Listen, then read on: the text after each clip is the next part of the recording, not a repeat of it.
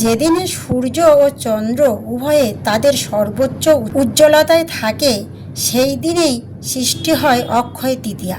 এই দিনে করা একটি সৎ কাজও হয়ে ওঠে অনন্ত ফলদায়ক। অক্ষয় শব্দের অর্থ যা কখনো ক্ষয় হয় না, যা চিরস্থায়ী। আর তৃতীয়া মানে বৈশাখ মাসের শুক্লপক্ষে তৃতীয়া তিথি। এই দিনটিকে এমন এক শুভ দিন বলা হয় যেদিন কোনো কাজ শুরু করলে তা চিরস্থায়ী শুভ ফল দেয়। হিন্দু ধর্মগ্রন্থ অনুযায়ী এই দিনে বহু ঐতিহাসিক ও পৌরাণিক ঘটনা ঘটেছিল।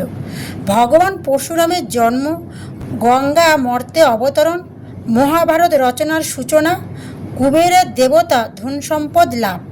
একটি প্রাচীন কাহিনী শোনাই। অনেক বছর আগে এক দরিদ্র ব্রাহ্মণ বাস করতেন। তার জীবন ছিল অভাব, কষ্ট আর দুঃখ।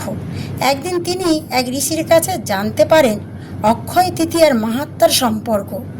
ঋষি তাকে বললেন, এই পবিত্র দিনে যদি তুমি সৎভাবে দান করো তবে তার ফল কখনো শেষ হবে না।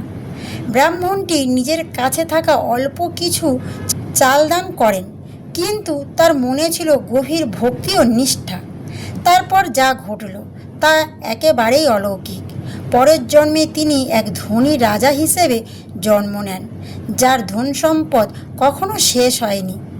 তো বন্ধুরা, এই কাহিনী আমাদের শেখায় অক্ষয় তৃতীয়ায় দান করলে তা শুধু এ জীবনে নয়, পরবর্তী জীবনও অক্ষয় থাকে।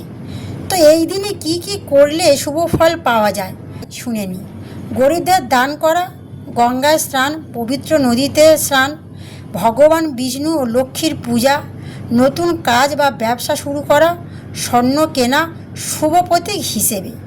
এই দিনে সূর্য ও চন্দ্র উভয়ে শক্তিশালী অবস্থায় থাকে, ফলে এই দিনে আমাদের কর্মফল বহুগুণে বৃদ্ধি পায়।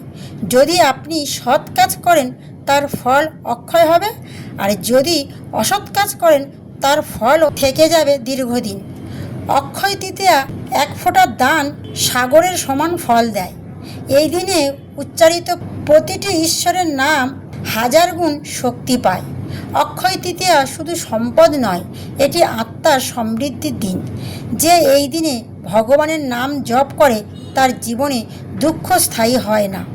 আজ যদি আপনি মাত্র একটি ভালো কাজ করেন, একটি ক্ষুধার্ত মানুষকে খাবার দেন, একটি গাছ লাগান, অথবা ঈশ্বরের নাম একাগ্র হয়ে মনে জপ করেন, তবে সেই কাজ চিরকাল আপনার জীবনের আলো হয়ে থাকবে।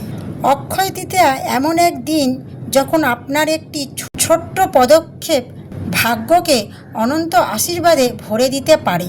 তাহলে বন্ধুরা, আজ এখানেই শেষ করছি।